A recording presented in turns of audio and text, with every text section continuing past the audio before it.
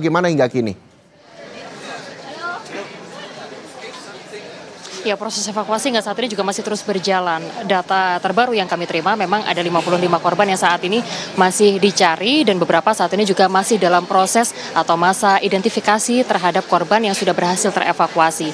Informasi terbaru yang kami terima sampai dengan saat ini jumlah korban meninggal dunia yang sudah terevakuasi seperti itu yaitu sebanyak 9 orang sampai dengan pada siang hari ini. Selengkapnya kami akan ajak Anda, Reza dan juga saudara untuk berbincang langsung dengan Kepala Kantor SAR kelas A Surabaya, Bapak Nanang Sigit. Selamat siang, Pak. 9 korban meninggal dunia saat ini sudah ditemukan dan sedang dalam proses identifikasi. Apa betul seperti itu, Pak? Iya, betul. Untuk saat ini jadi ada 9 korban yang kondisi meninggal dunia ya. Untuk pagi sampai dengan siang ini tadi ditemukan 4 korban yang dalam kondisi meninggal dunia. Jadi keseluruhan menjadi korban meninggal dunia jadi 9 gitu ya. Pak, berapa lama sekiranya proses identifikasi itu terus kemudian berlangsung seperti itu, Pak? Untuk berapa lamanya mungkin nanti ke pihak DBA ya yang mungkin tahu periksakan hal tersebut, tentunya mungkin akan tergantung dari kondisi korban seperti apa. Pak, saat ini diperkirakan 55 korban masih ada di dalam atau di bawah reruntuhan. Bagaimana untuk upaya proses evakuasi yang saat ini sudah berjalan di hari keempat ini, Pak? Ya, sebenarnya untuk data yang dalam pencarian kami masih tidak bisa menentukan secara pasti ya, karena memang masih sangat dinamis kondisinya.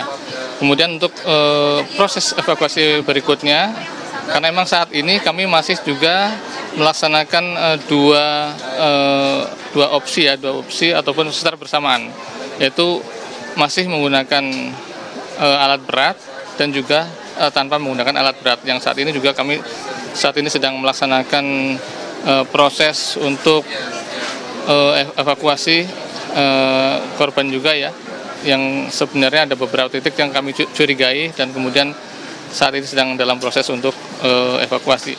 Di samping proses untuk menggunakan alat-alat berat juga masih akan dilaksanakan. Artinya ini adalah untuk mempercepat proses dari evakuasi secara keseluruhan.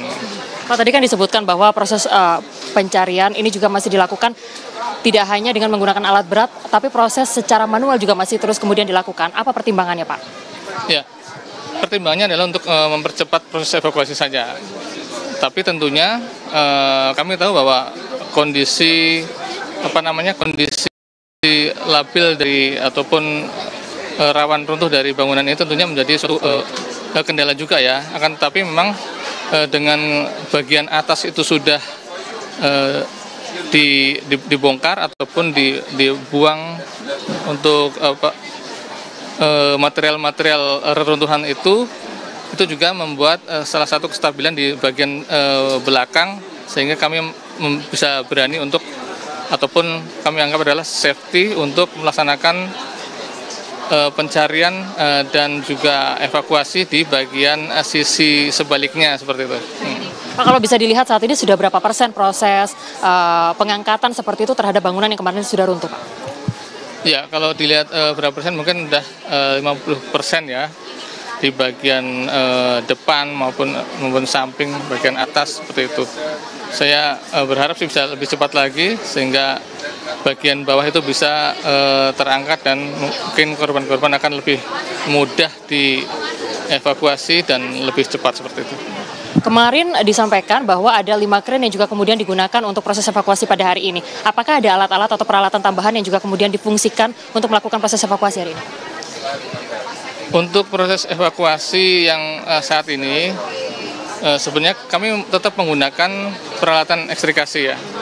Cuma pada saat yang sebelumnya itu kami tidak leluasa menggunakan alat ekstrikasi secara keseluruhan, secara semuanya lah. Artinya karena itu kan alat ekstrikasi kan banyak sekali jenisnya. Waktu yang awal-awal kita melaksanakan evakuasi, karena itu di lorong kita membuat terowongan, tentunya kita tidak bisa menggunakan alat ekstrikasi ataupun alat-alat yang mempunyai getaran yang cukup kuat ya. Itu nggak kami gunakan. Hanya yang artinya yang memang memungkinkan untuk membuat akses ke korban, tetapi tidak kemudian membahayakan getarannya kepada reruntuhan tersebut. Sementara sekarang kami lebih mengambil dari luar ya, dari luar tembok, dari luar bangunan ataupun yang dekat-dekat dengan sebelah sisi belakang luar, sehingga kami bisa menggunakan semua peralatan itu bisa digunakan. Pak, tadi kan juga disampaikan bahwa sampai dengan hari ini ada 4 orang korban yang juga kemudian sudah ditemukan dalam kondisi meninggal dunia. Untuk 4 korban tersebut, apakah ditemukan di lokasi yang sama ataukah di titik yang berbeda, Pak? Ya, untuk keempat korban tersebut dari dua yang pertama itu berada di set A1 ya, A2 atau di bagian tempat wudhu dan itu bersamaan. Lantai berapa itu, Pak? Lantai dasar itu bersamaan, dua-duanya ada di situ, korban berdampingan. Kemudian yang satu berikutnya, yang ketiga itu di sisi sebelahnya, ya ada beberapa meter dari situ, itu di sisi luar, dan juga yang keempat agak beberapa meter setelahnya, sebelah kirinya. Itu. Jadi artinya keempat korban tersebut ditemukan di lantai dasar begitu, Pak? Iya, keempatnya di lantai dasar. Pak, evakuasi ini sekarang difokuskan untuk melakukan pencarian di lantai dasar itu, Pak?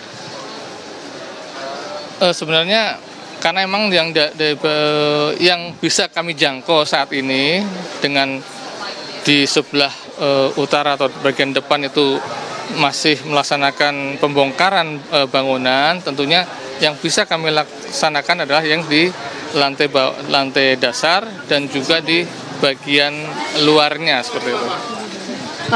Kemarin juga sempat disampaikan bahwa selama masa evakuasi ini juga kemudian akan dilakukan sterilisasi di lokasi bangunan. Apakah saat ini juga masih berlangsung?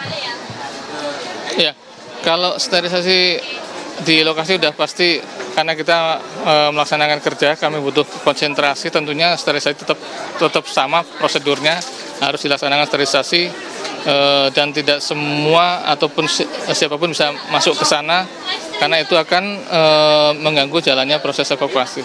Pak, kalau untuk hari ini, sekiranya proses evakuasi ini akan berlangsung sampai pukul berapa, Pak?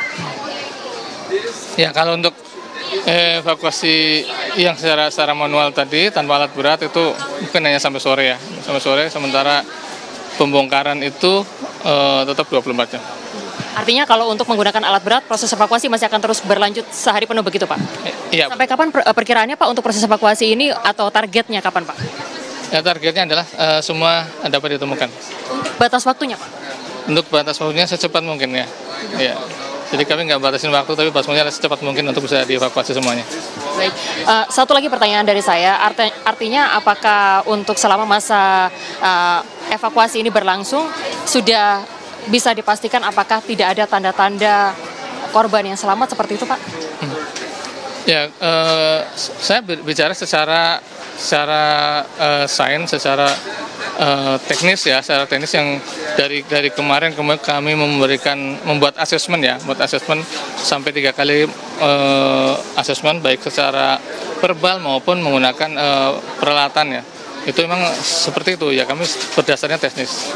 Kalau kemudian ada miracle itu bukan sesuatu yang berbeda ya. Gitu. Baik, terima kasih untuk waktunya bersama kami di Kompas TV, Bapak Nanang Sigit, seperti yang tadi disampaikan.